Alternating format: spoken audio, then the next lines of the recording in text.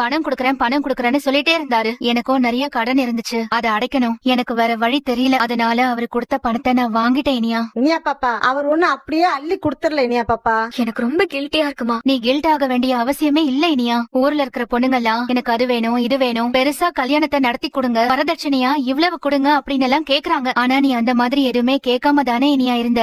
கில்ட்டியா இருந்தா நீ ஒண்ணு பண்றியா? என்ன, அந்த ரெஸ்டாரண்ட் உன் பேர்ல தானே இருக்கு, நீ தாராளமா நடத்தலாமே. அதோட மேனேஜ்மெண்ட்ட நீ பாத்துக்கோ. அம்மாவுக்கும் சந்தோஷமா இருக்கும், உனக்கும் குற்ற உணர்ச்சி இருக்காது. நான் சொல்றேங்கிறதுக்காக நீ இதெல்லாம் செய்யணுங்கிற அவசியமே இல்ல. நீ யோசிச்சு சரியா வரும்னு தெரிஞ்சா பண்ணு. அதனால வீட்ல எந்த பிரச்சனையும் வராதுன்னு தோணுச்சுன்னா நீ பண்ணுமா. யோசிக்கிறமா. என்னால வீட்ல இருக்க முடியாது. நடு ராத்திரி வரைக்கும் நான் ஊரை சுத்திட்டு தான் வரேன். அதுக்காக தான் நான் இந்த ரெஸ்டாரண்ட் ஆரம்பிச்சிருக்கேன். ரொம்ப வருஷமா அடுத்தவங்க கையை எதிர்பார்த்து தான் நான் வாழ்ந்துட்டு இருந்தேன். இப்ப எதுக்கு அந்த பழைய கதையில பேசிட்டு இருக்க? நான் முடிச்சிடுறேன் அத்தை. அடுத்தவங்க கையை எதிர்பார்த்துட்டு இருக்கும்போது அடுத்தவங்க கிட்ட யார் உன்னை எதிர்பார்க்க சொன்னது? மாசம் பிறந்தா இவ்வளவு காசுன்னு 2 பேரும் கொடுப்பாங்க. கொஞ்ச நாள்ல பசங்க காசை மிச்சம் பிடிக்கிறதுக்கு என்னென்ன பண்ணணும்னு நான் எல்லாமே பண்ணணும். என்னமோ பசங்க கிட்ட காசு வாங்க போற மொத அம்மா நீதாங்கிற மாதிரி பேசுற. மத்த அம்மாக்களை பத்தி எல்லாம் எனக்கு தெரியாது. மத்த அம்மாக்கள் எல்லாம் மனசுல எவ்வளவு வலிய வச்சிட்டு இருக்காங்கன்னு எனக்கு தெரியாது. ஆனா என்னால அப்படி இருக்க முடியாது. எனக்கு என் சம்பாத்தியம் ரொம்ப முக்கியம். பெரிய ரெஸ்டாரண்ட் திறக்கணும்னு எனக்கும் ஆசைதான். ஆனா அதுக்கான பணம் இப்போ என்கிட்ட இல்ல. ஒரு நாள் இல்ல ஒரு நாள் நான் பெரிய ரெஸ்டாரண்ட் திறப்பேன். உங்களை பெருமைப்படுத்துவேன். அது வரைக்கும் நீங்க என்ன விட்டுருங்களேன். 5 வயசு குழந்தை 25 வயசுல இருக்கிற வீட்டு பெரியவங்களுக்கு விளக்கம் கொடுக்கலாம். இந்த வயசுல